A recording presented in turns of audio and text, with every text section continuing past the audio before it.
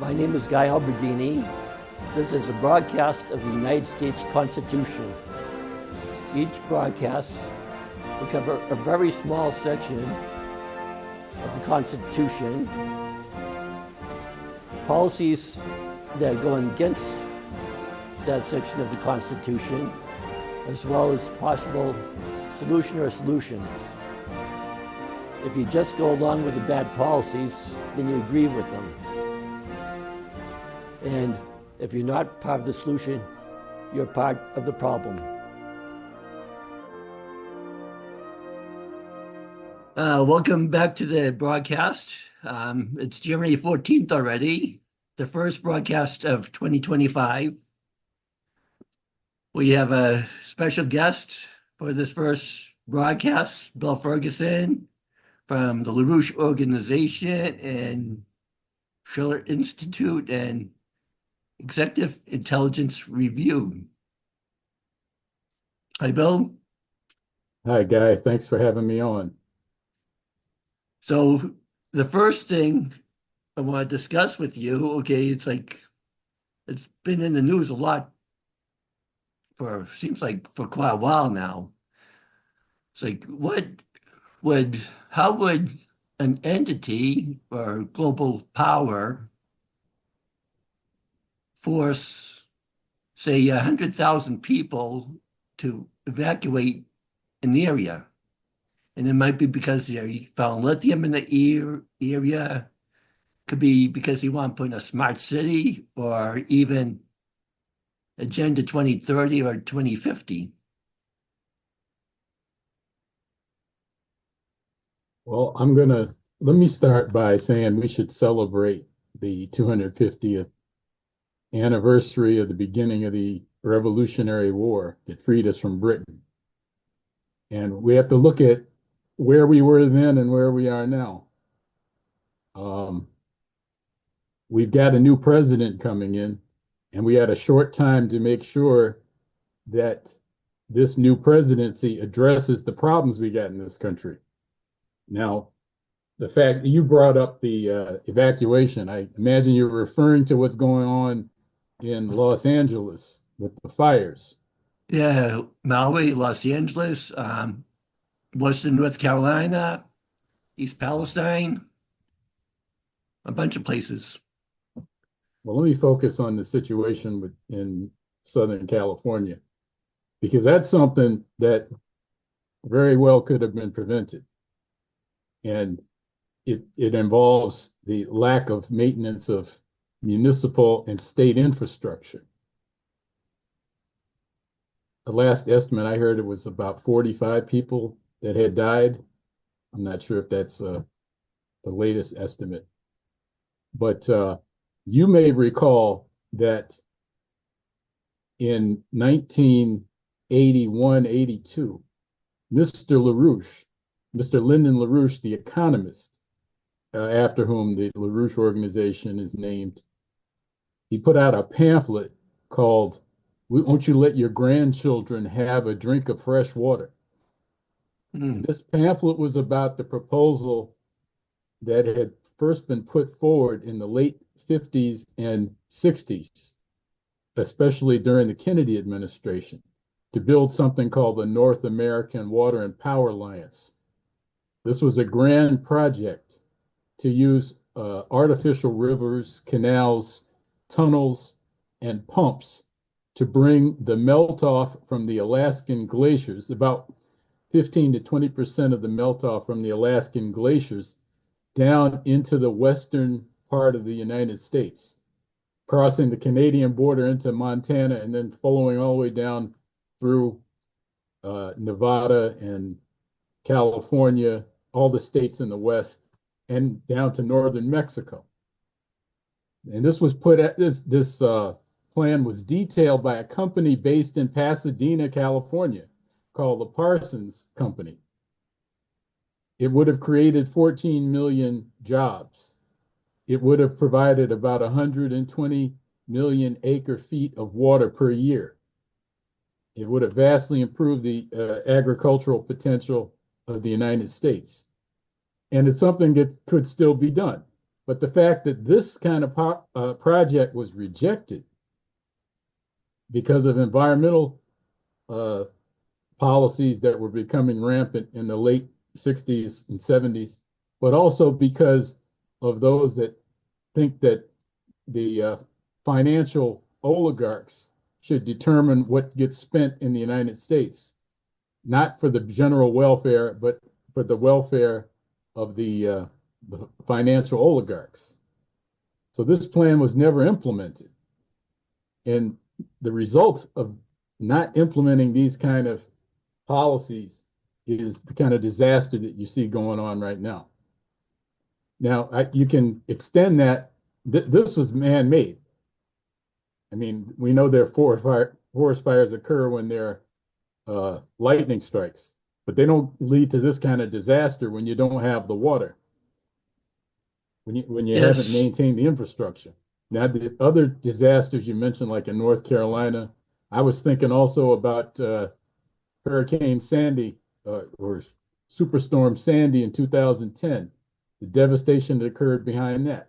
This is something that could be well known, or Katrina, something that you know is going to happen, something that people used to prepare for. There used to be infrastructure plans to make sure that these things were not such devastating disasters.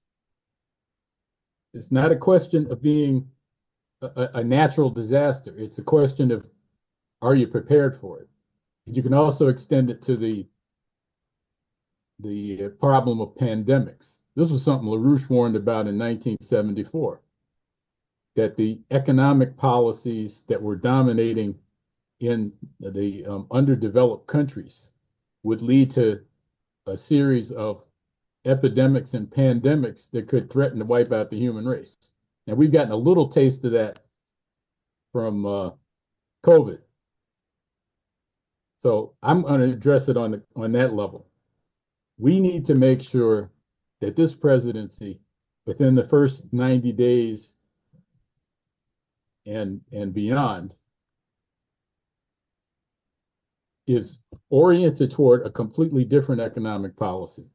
We've had these crashes in 99 and in 2007, these bubbles where the financial system, the world financial system, was on the brink of total destruction. This is where the term too big to fail banks was first became popular. And we had our US Federal Reserve and Treasury turned into spigots to keep these banks operating. Federal Reserve is not supposed to do that. Well, I guess it depends on who you ask. But in terms of the principle of the general welfare of the United States, that's not the purpose of a supposedly federal institution. Now, if you think of it as a British style reserve bank, yeah, that is the purpose. But that is not the purpose that satisfies the requirements of the US Constitution. Franklin Roosevelt was able, because he had the backing of the United States people that he organized, if you think back to the fireside chats, he was able to get the Federal Reserve to operate in effect as a national bank of the United States, to finance the kind of infrastructure and economic reconstruction. He also created the Reconstruction Finance Corporation to make sure that the credit system in the United States was funding that which is in serve the purpose of the general welfare, to build the Grand Coulee Dam, to build the Hoover Dam, to build the Tennessee Valley Authority, that kind of project. And of course, NWAPA would have been that sort of thing as well.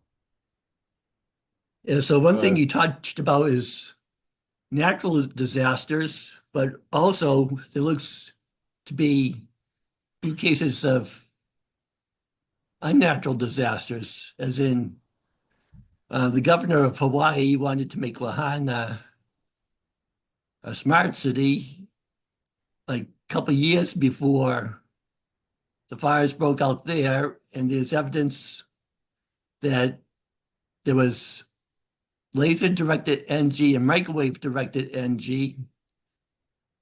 By the way, something's burned. For example, if someone had a blue roof or there was a blue plastic kid's car outside for some reason in a major fire, those were not destroyed. And trees burned out from inside out. And the same thing I saw in Southern California. And months ago, Governor Newsom said we're going to make Los Angeles 2.0. And recently I saw LA Smart City 2028. So say there's lots of shenanigans going on also. On there was arsonists that were caught by residents. They called up the police take them to the police station, and within an hour or two, just let them go and said there's nothing to see here. And then you have North Carolina. Well, since the 60s, the United States have been able to do weather modifications. And you had a major hurricane heading out to the ocean. And then all of a sudden, change direction to go west. Hurricanes don't normally do that. There was a major modification to that weather pattern that flooded out Northwest Carolina. And for 5 years, it's been a company there trying to do a land grab for lithium that's underneath the property. And now, it's the government takeover, and everything's completely cleared out for the lithium extraction.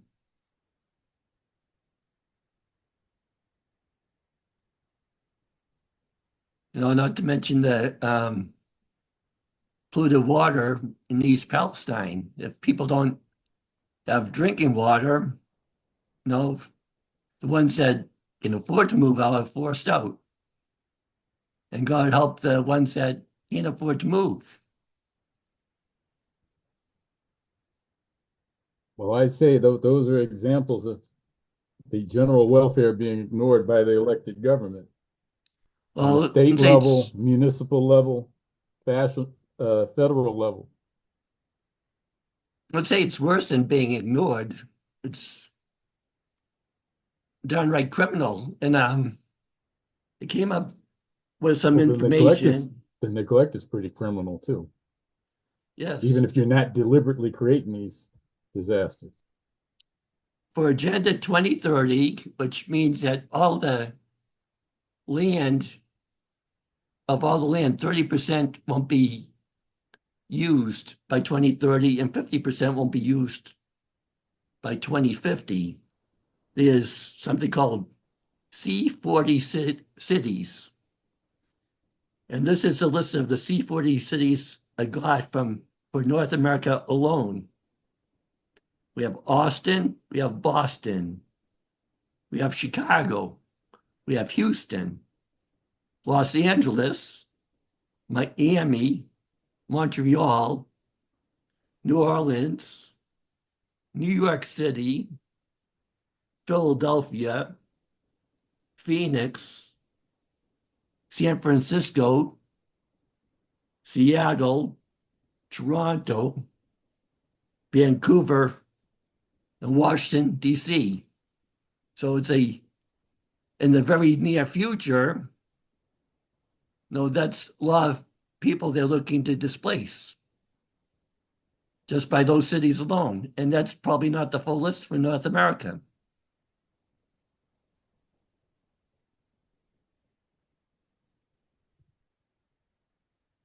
Well, like I said, we're going to have to make sure that these kind of policies are defeated.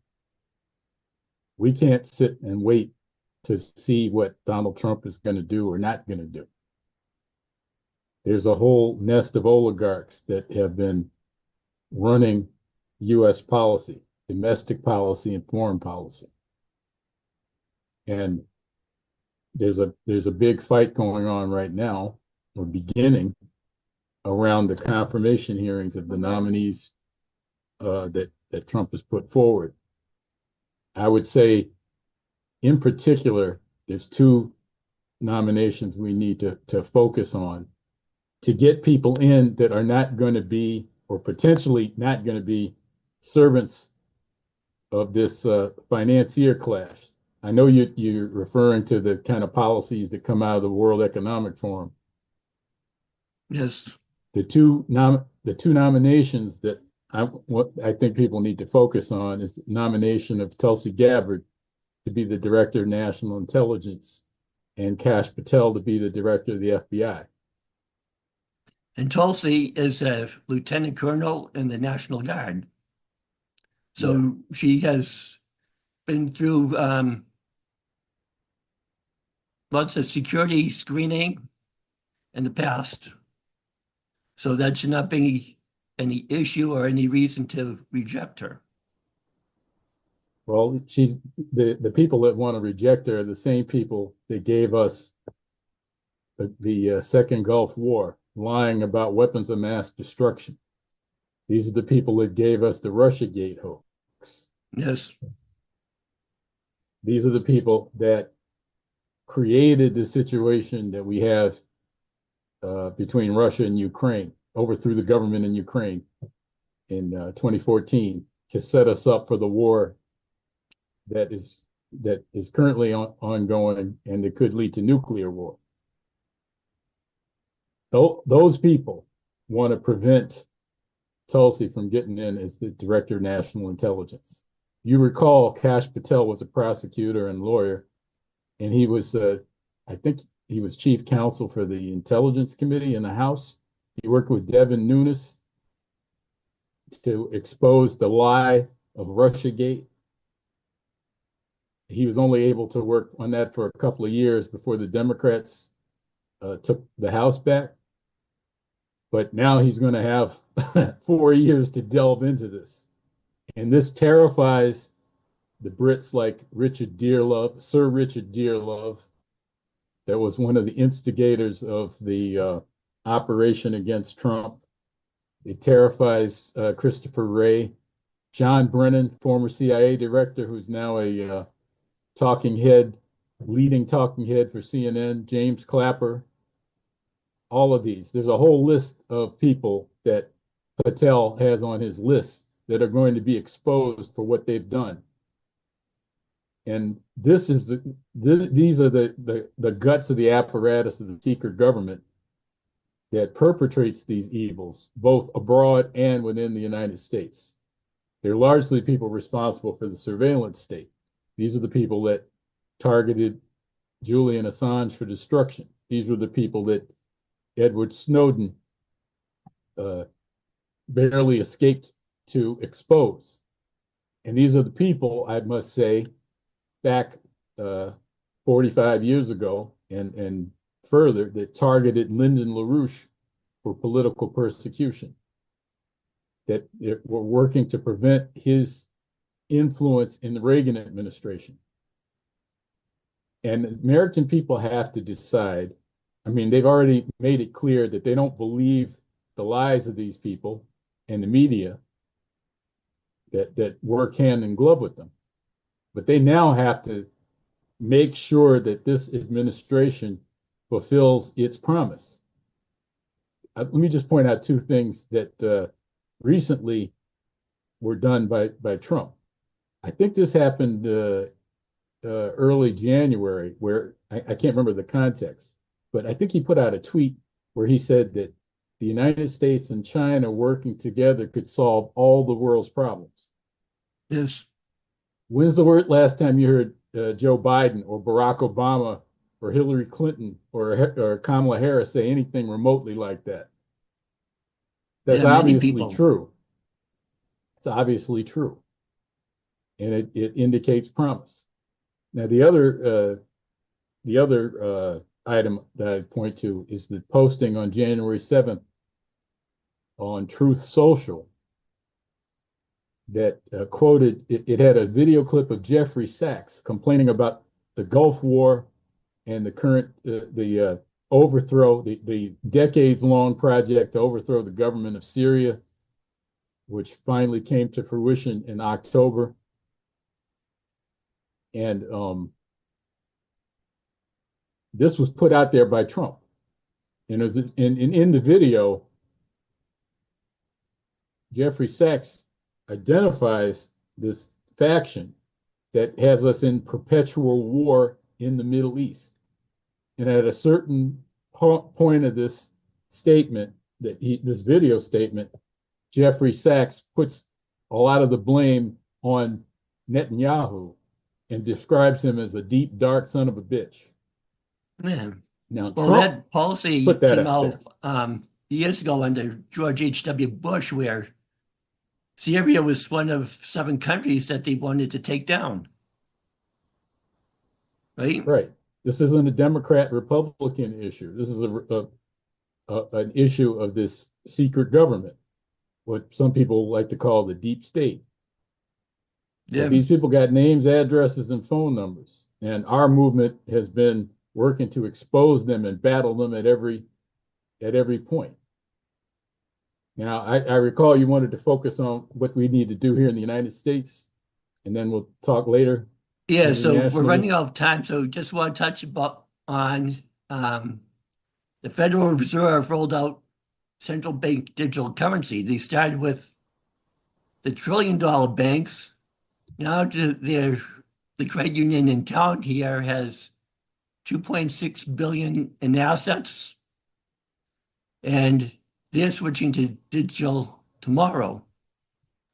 And probably once about 90% of the credit unions and banks are involved in this central bank digital currency through algorithms, they're going to control what you can spend money on.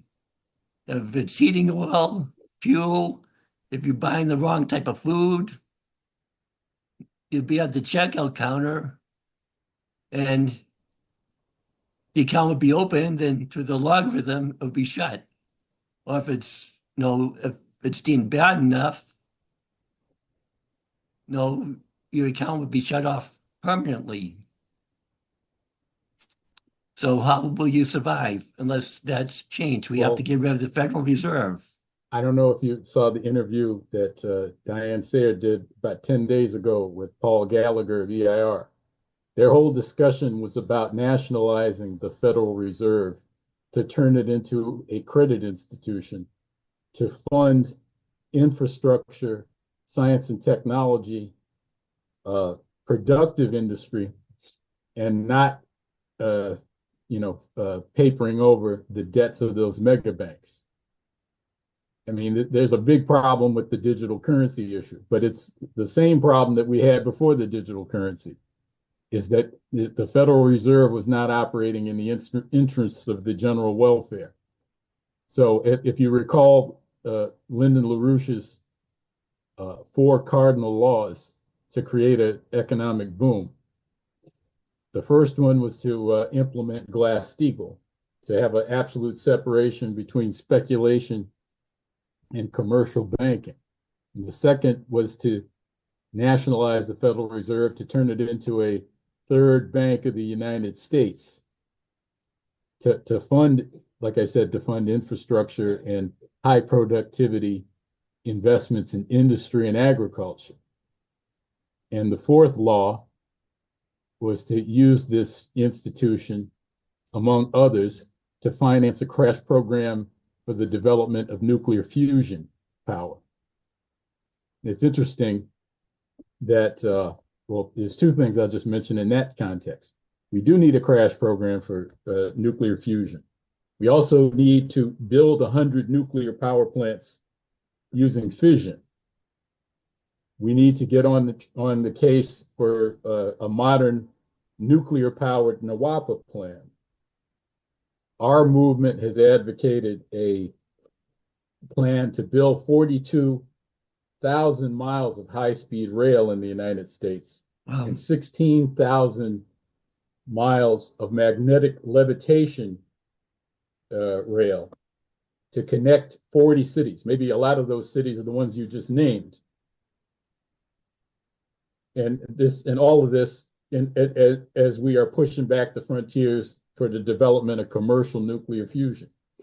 This is what the U.S. Central Bank, National Bank, what we now call the Federal Reserve, that has to be the mission. That's how we're going to survive. Not by building nuclear power plants to generate electricity so that people can do data mining for Bitcoin. Right. To be more productive. Right. The plans we're talking about could create in a very short time 50 million productive jobs in the United States. This is what needs to be the domestic priority of the policy of this incoming Trump administration. Hopefully we can survive the next 6 days to see it come in office. And we're not waiting. We've already got people going to Capitol Hill to put this forward. And let me not forget, we got to fight this internal enemy that is so freaked out about Tulsi Gabbard and Kash Patel. We have to make sure that they get in office. So I hope we all have to. So I hope people can refer to those websites that I gave you, the website for the Larouche organization, for executive intelligence review. It's called EIR.news, and the Schiller Institute.com. So we're about out of time. If you're not part of the solution, you're part of the problem. Okay, you get involved, demand we get this country turned around in the right way.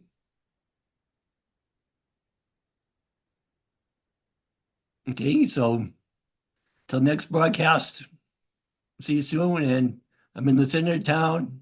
Let's get active together. Thank you, Bill, for joining. Thanks for having me. See you next time. See you next time. Thank you very much for watching this broadcast. As it says at the beginning of the preamble, we the people.